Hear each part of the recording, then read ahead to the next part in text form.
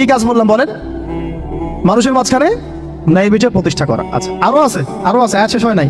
আল্লাহ পাক বলছেন ওয়ালা তাত্তাবিউল হাওয়া, আর ন্যায় বিচার করতে গিয়ে নিজের দাসত্ব মানে প্রবৃত্তির অনুসরণ করো না। ন্যায় বিচার করতে গিয়ে নিজের প্রবৃত্তির অনুসরণ করো না, মন গড়া বিধানের অনুসরণ করো না। আমার মামা, আমার চাচা, আমার খালু পার করে দিও না। প্রবৃত্তির অনুসরণ মানে কি? মন যাচাই তাই করো না। ন্যায় বিচার করতে গিয়ে আল্লাহ পাকের বিধান মেনে চলো। আর সূরা মাইদাতে আল্লাহ পাক বলেছেন আয়াত নাম্বার 44, 45, 47, ওয়ামান লাম ইয়াহকুম বিমা আনজালাল্লাহ ফাউলাইকা হুমুল কাফিরুন, যারা আল্লাহ পাকের হুকুম অনুযায়ী বিচার ফয়সালা করে না তারা কাফির। 45-এ গিয়ে আল্লাহ বলছেন ওয়ামান লাম ইয়াহকুম বিমা আনজালাল্লাহ ফাউলাইকা হুমুল ফাসিকুন, যারা আল্লাহ পাকের বিধান অনুযায়ী বিচার ফয়সালা করে না এরা ফাসিক, পাপাচারী।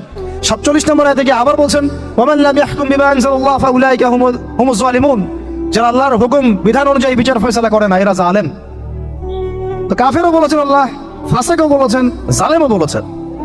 তাহলে বিচার ফয়সালা করার ক্ষেত্রে আল্লাহ পাকের বিধানকে সর্বোচ্চ অগ্রাধিকার দিতে হবে।